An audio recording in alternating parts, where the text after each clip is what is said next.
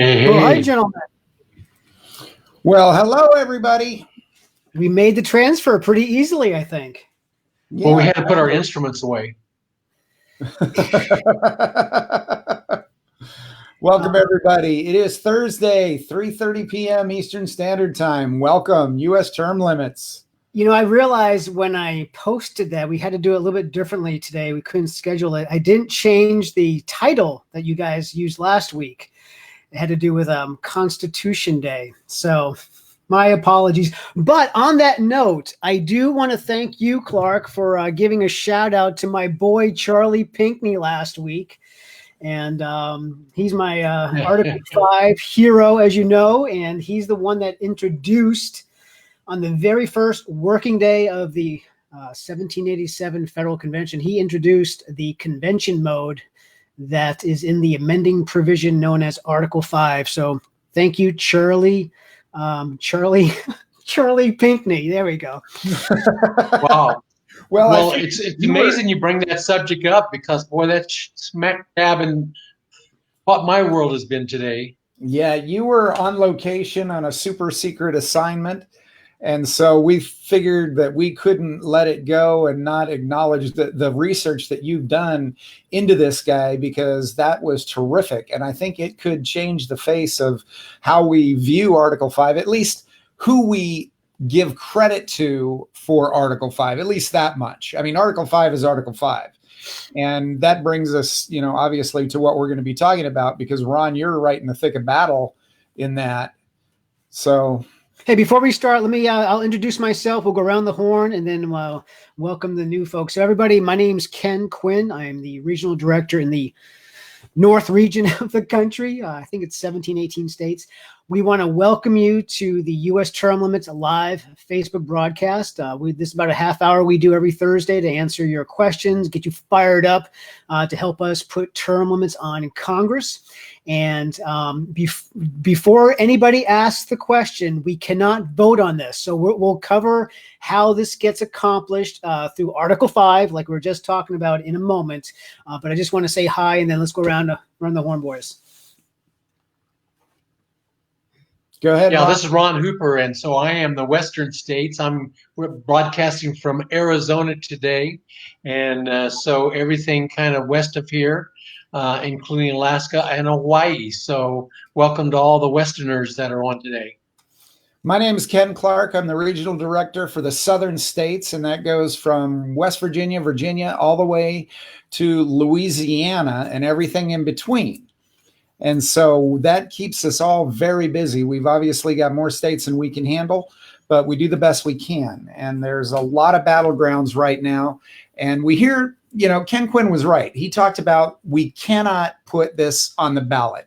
You will never get the opportunity to vote on it except for voting for your state legislatures, your state assemblymen and women. And they are the ones that have the power to rein in the federal government if they would just use it. They have the power to limit the terms of the entire Congress if they would just use it. And so that's what our job is to get them to use that power and to get them to fix what's broken in Washington, D.C. Thank you, Ken. That's exactly right. And for those of you that have never been on one of these with us, please let us know what state you're in. As you can see, I'm going to be pulling these up. And if you keep your comments positive and short, I'll try to get them up on the screen and just let people know where you are. And we really appreciate your support out there. Hey, Ron, I had a question for you, though. Do you think you might be in Idaho? I wasn't sure about your comment there. The question. Actually, we have a new state director in Idaho, and so we have a lot of things happening in Idaho. We're excited about that, and I would just that's magic words for reaching out to motivate our Idaho group. Do you want to introduce him? At least mention his name so people. Yeah, absolutely. Edward J. Humphreys, and he's been involved with state politics. A young man, has a 2-year-old son, and lives in greater Boise area, and has spent a lot of time in both chambers, both in different roles. And so he's just going to be a great asset to our team, and we certainly welcome him on board. That's great. And, you were talking earlier today about Idaho, which kind of got you a little bit fired up earlier today. So why don't you kind of lead us into this discussion, Ron, to let people know what you've been experiencing and what we can expect in their states as well? Well, it's been a frustrating day, as we kind of get closer and closer, you really kind of see the backbone that's involved sometimes.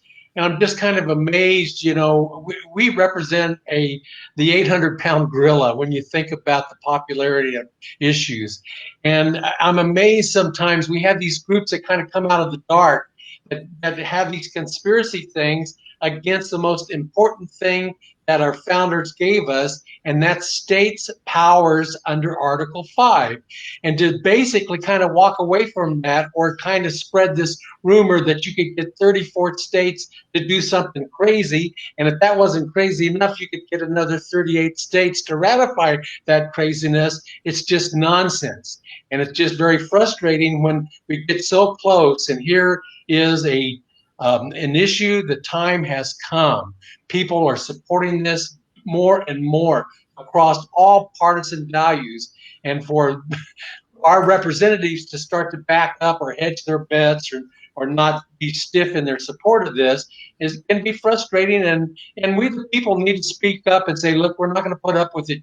This is our will. We want you to get this done and quit vacillating on it, right? Exactly. Anyway, sorry about that. That's how I started my day. Well, and it really bothers me because these are organizations and these are people that should be on our side.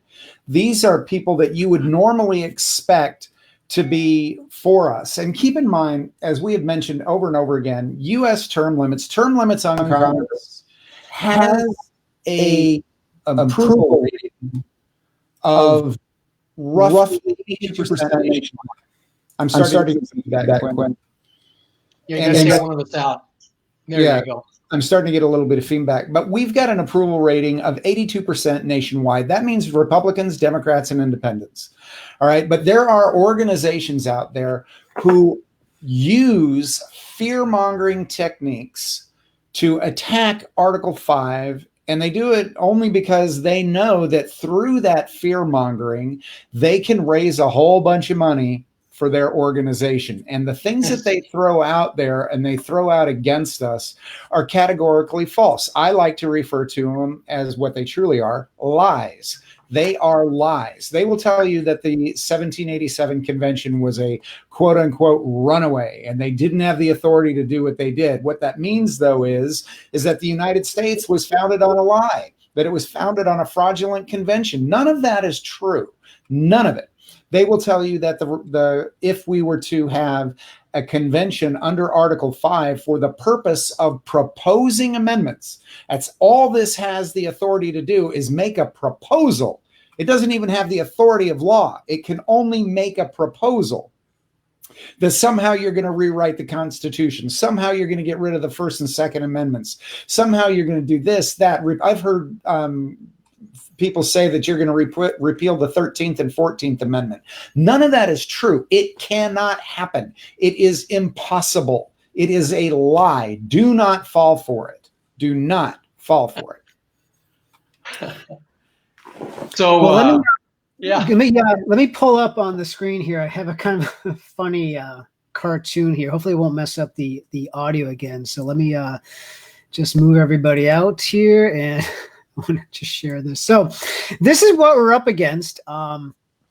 The groups up there, these are groups on the right side, but there's just as many groups on the left side of the political spectrum that, as Ken and Ron were sharing, absolutely lie about the Article 5 convention. I would probably say the most well-known opposition group is the John Birch Society. They've been opposing it now since the late 1970s. What's interesting about the John Birch Society, however, is back in the 1960s and early 70s, they were trying to call an Article 5 convention for an amendment known as the Liberty Amendment. It was one of their top 5 goals. and they have completely flipped on the Constitution and have become complete hypocrites in regard to using the Constitution. And now they seem to be their loudest opponents. Campaign for Liberty is another group that has opposed this. National Association for Gun Rights, and also Eagle Forum. And, you know, on the left side, you've got Common Cause, you've got Center for Budget and Policy, League of Women Voters. And so both the left and the right are working very close together to oppose this. And let me just show you another cartoon. Okay, so this was, so I affectionately call the John Birch Society members con drones, because everything we're going to talk about what a con is. They try to scare people, like Ken was saying, that this is a constitutional convention, can rewrite the Constitution, simply can't do it. The framers were very clear about that, and they do this on purpose to spread fear and to paralyze legislators from doing the right thing. And so let's just kind of just jump right into, I know, Ron, you like this graphic here. Yeah, I use it all the time. Yeah. It's a good one. Yeah. So Ken, do you want to give the brief, and I mean really brief overview of Runaway Convention and where that comes? Yeah. Ken, I'm getting a little bit of feedback. So why don't you do it? Here, I'll try it now. Let me, how's that? Okay, yeah. What they talk about when they're talking about a runaway convention is they try to make you believe that if we get, and well, let me take a step back. Article 5 works two ways. There are two ways to propose, and I'm talking about simply making a proposal. There are two ways to propose amendments to the Constitution.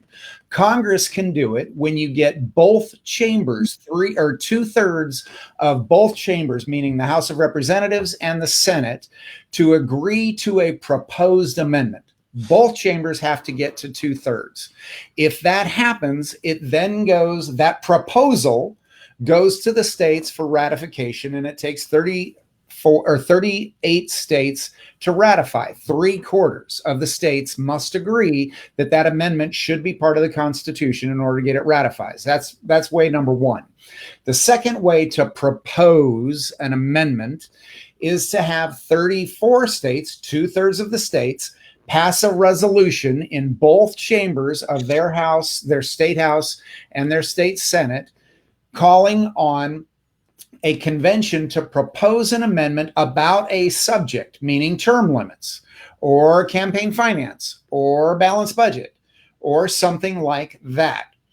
If you get 34 states to call for a convention to propose term limits on Congress, all 50 states will get together, they will hammer out the language, and they'll vote up or down on it. If they vote up on it, that proposal then goes to the states for ratification, where it takes 38 states to ratify.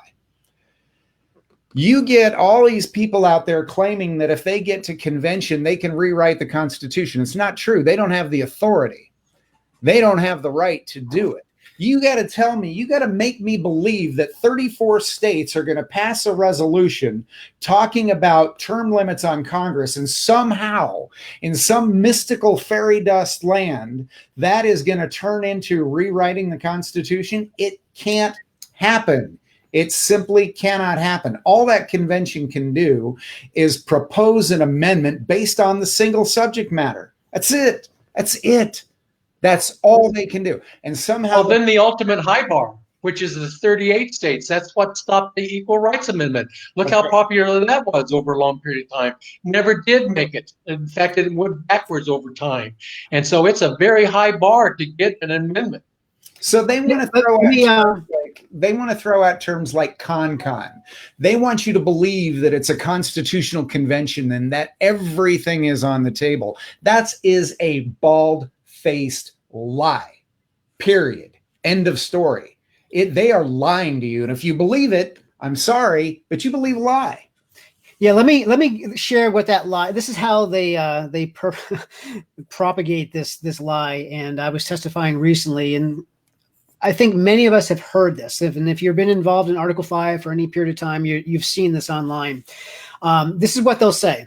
they'll say that Congress called, now this is the first Congress, not the one we have today, the Continental Congress, called the 1787 Federal Convention in Philadelphia solely for the purpose of revising the Articles of Confederation, which was our Constitution, our first Constitution. And what happened? Well, all the states, they sent their delegates, and when they got there after a couple of weeks, they threw out the articles completely and rewrote a whole new constitution.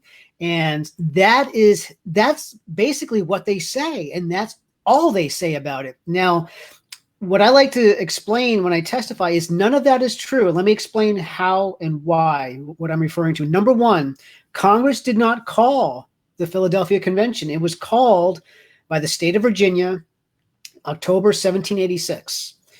It was called due to the recommendation from the Annapolis Convention, which convened on September 11th of that month of that year, 1786.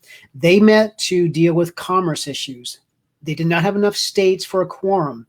And so they recommended to have a convention next year in May in Philadelphia. And this was the recommended language that they stated in that recommendation. Let me just read to you. This comes from the commission or their recommendation, but I'm reading it from Federalist 40. To take appointment of commissioners to take into consideration the situation of the United States, to devise such further provisions as shall appear to them necessary to render the Constitution of the federal government adequate to the exigencies of the Union, basically the needs of the Union. That was the language they used. All of the states in their commissions used that language when they commissioned their commissioners or their delegates to the convention. So what I'm saying is they had full authority to rewrite and adopt a new constitution. Now, what the opponents will also say is, well, yeah, but they changed the ratification of a unanimous consent to only 9 states. Okay, let me explain that. Number one, the whole idea of a unanimous consent for ratification or amending the Articles of Confederation was its greatest fault. The states were trying to amend it for years, and Rhode Island would never concur with any of the amendments. And so one little state prevented it from being amended. It was impossible to amend it because one state, and in Federalist 40, Madison talks about 1/60th of the population was preventing good amendments to the articles.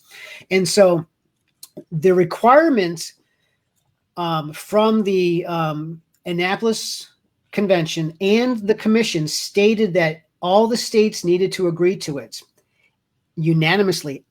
Now, this was not because the convention was called under the Articles of Confederation. It was just something that they wanted, and they did. All 13 states approved the new process by calling ratification conventions of the people.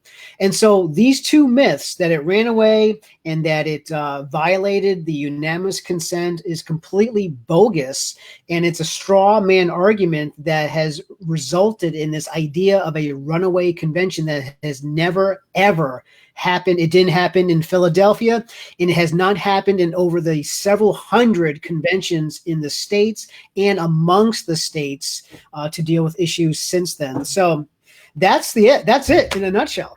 Well, and the dirty little secret is that the Constitutional Convention that we're talking about and an Article 5 convention are two very, very different things. You invoke Article 5 and you do it under Article 5 so that you can amend this Constitution, keyword being this. All you have to do is read Article 5. That word is in there. You are trying to make an amendment to this Constitution. If you wanted to rewrite the Constitution, you would need all 50 states to get together and say, hey, we're going to rewrite the Constitution. You can do that anytime you want, but that has nothing to do with Article 5. And it's like comparing a tricycle to a semi-tractor trailer because they both have rubber wheels. They're two very different things. I mean, you think trying to get 38 states to agree to anything, think about getting 50 of them. Yeah, it's just not going to happen. Because a new constitution is a new social compact amongst the states, and that's why it requires unanimous consent. An Article 5 convention is just proposing an amendment. It's not a new compact.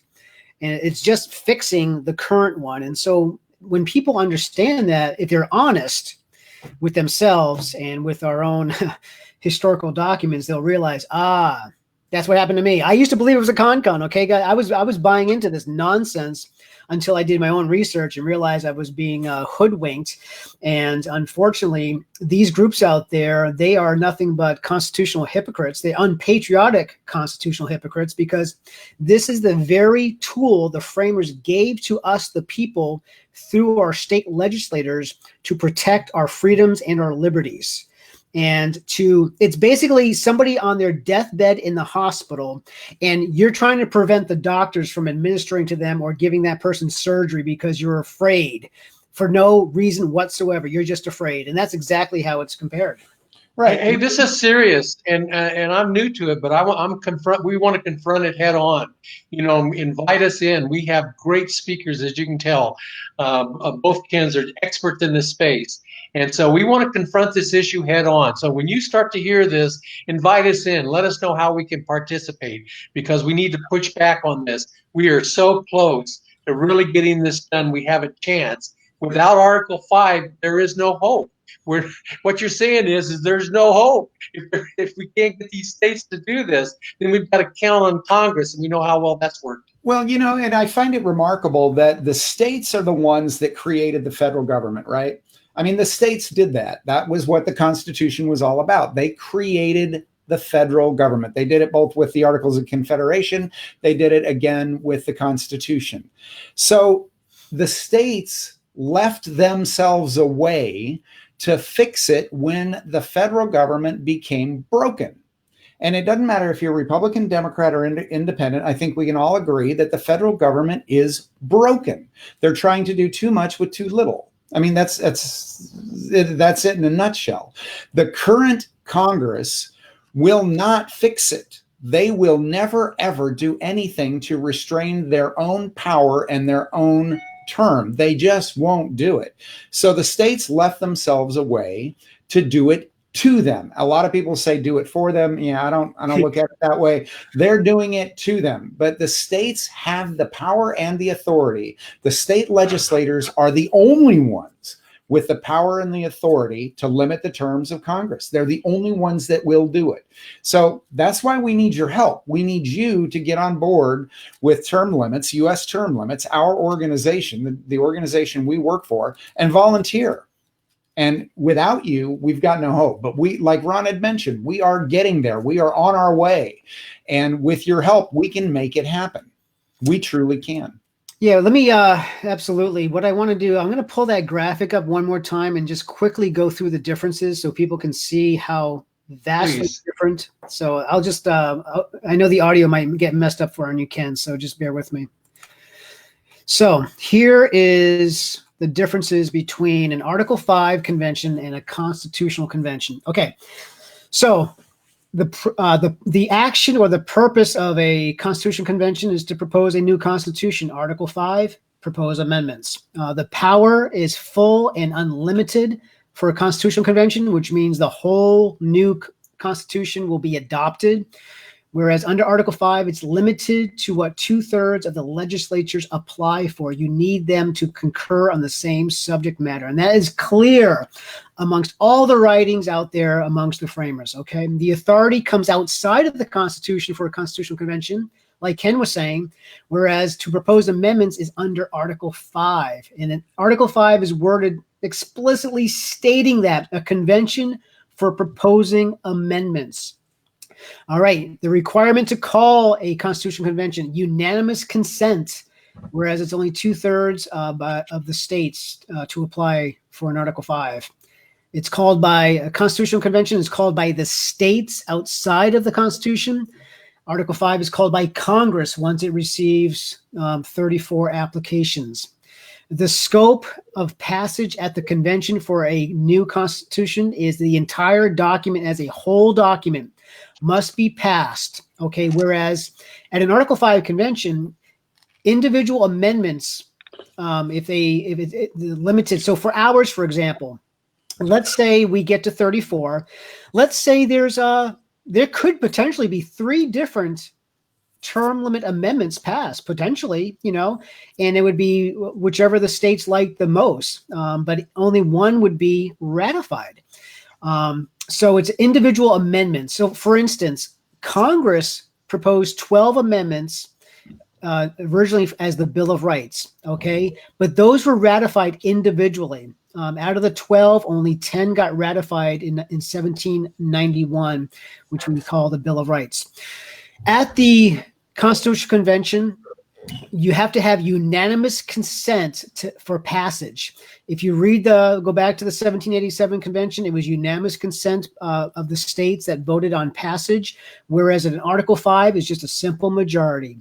The ratification process is different. The entire Constitution must be ratified, whereas with amendments, if let's say 2 different term limit amendments came out of the convention, one could be ratified and then the other would not be ratified. Okay, it's single.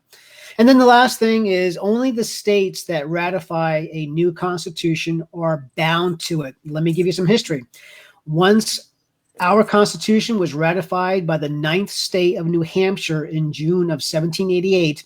The other states like Rhode Island and I think North Carolina, which did not ratify it yet, were not bound to the new Constitution. Whereas with amendments, once 38 states ratify an amendment, all 50 states are bound to it. So big differences there. I love this diagram. I use it all the time, actually. Yeah, it's pretty self-explanatory. So I don't see why people get this so confused unless they have a motive to deceive or they want to remain in their ignorance. That's the only 2 options you have.